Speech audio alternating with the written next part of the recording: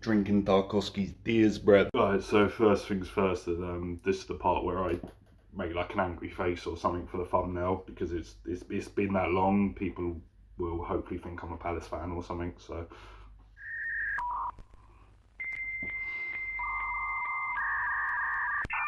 alright, boom. So there we go. I can't really say welcome back because this has been, I mean, the last time that I posted football related content on this channel, Brighton were in the Championship. And this is kind of my New Year's resolution to start uploading again on this channel. I want to post some football content.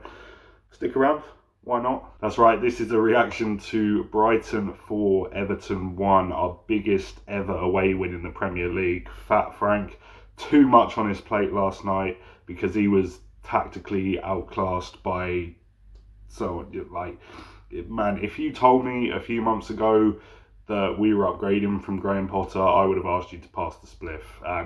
And yeah, he's been tactically outclassed by the Italian last night. Carbonara football, because Brighton, man, that Everton defence was getting cooked. It's a great time to be a Brighton fan right now, because I used to, when we first got promoted and even in games in the Championship, I used to go into a lot of away games under Chris Hughton and think that if we conceded the first goal, there was no coming back for it. There was no plan B.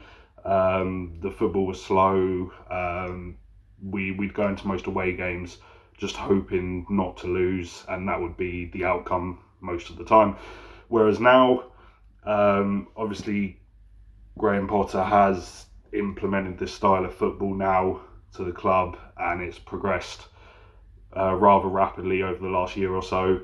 Zerbi's now come in, taken over that style of football, but also adapted his own tactical aspect, and it's so ruthless. It's so ruthless. It's obviously we had the Arsenal game recently as well,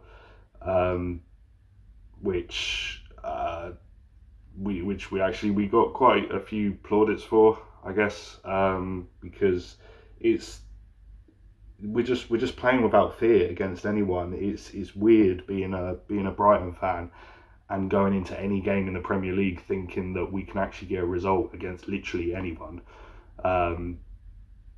It's such good football because it's such high risk football. I feel like recently De Zerbi's kind of deliberately instructed the defenders. You got 19-year-old Levi Colwill, who's on loan from Chelsea, of course, regularly starting now in the team and being instructed to literally take longer on the ball to invite players to press and then open up gaps for the likes of Mitoma and March running in behind.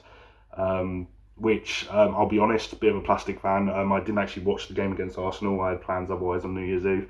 But I believe that he got a little bit of backlash for it. It didn't really pay off, that kind of tactic. But against Everton last night, absolutely worked to perfection. My God, that second half, 6 minutes of pure penetration. Oh, my ex would be jealous. We've been crying out for a striker. Not even just Brighton fans. Anyone in general wants Brighton to sign a striker. And it looks like, well, I don't want to say it's really the solution, but Evan Almighty, Fergie time last night. Wow, 1 goal and 1 assist for the 18-year-old. Obviously scored against Arsenal as well. 2 games in the Premier League. Or was it 3 games? No, I think he made a sub appearance earlier in the season as well, possibly. But 2 goals and assist already. He's a bit of a powerhouse, man. I know he was scoring a lot of goals in the youth team, but to come straight into the setup and have the hold-up play that he does,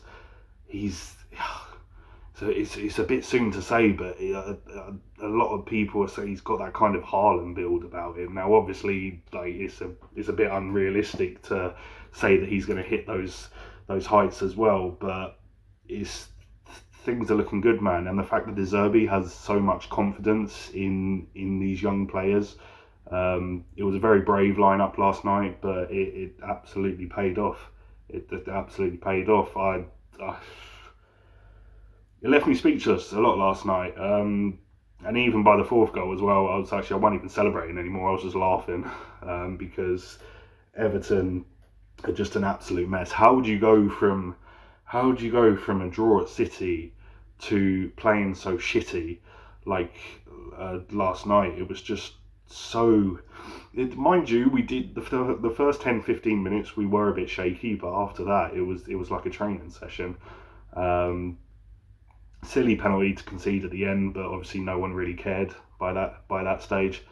And yeah, like I said, Zerbi deservedly got the 3 points last night from completely outclassing Lampard tactically, and we're just so ruthless and clinical in attack. And Moises Caicedo as well. Every single game he plays, he adds another 2-3 mil to his value. And I'm probably going to title this video like something along the lines of I hate how good Brighton are, and the reason for that is because it's the January transfer window now, and we're probably going to have big clubs bidding for half of our squad. This is a little segment of the video where I'm going to talk about how to stop Kaoru Mitoma. You can't, so unlucky on that one. Everton obviously felt the full force of it last night. The best Asian winger in the Prem right now. We don't talk about that other bum that has one goal in 15 for Spurs at the moment. Wow. Even like when he came on, I think it was for his Premier League debut against Newcastle, and arguably the right back of the season, Kieran Trippier, still has nightmares about him to this day. It was from that moment where I was kind of like, wow, I haven't really seen a winger in a Brighton shirt this direct and able to beat players one-on-one consistently since Knockout. It was really a joy to see from the beginning, and then from all the games that he's played now he's gradually worked his way into the starting 11. He's added goals and assists to his game, and he's now one of the first names on the team sheet. And every time he scores, I constantly think to myself, how on earth was this guy playing university football at the age of 21? Yeah, of course, it's a great time to be a Brighton fan right now. That was just my thoughts on the game last night. A lot of fun to watch, and hopefully it continues that way. It's a lot of high risk, high reward football, and it may go wrong at some point, who knows. But yeah, I mean, that's it for now. Stick around for more football content, hopefully. Like I said, this is a little New Year's resolution of mine to start posting again on this channel. It's been a bloody long time. Leave a like, subscribe. If this is your first time coming across, of course, stick around for more football content, hopefully. And yeah, in a bit.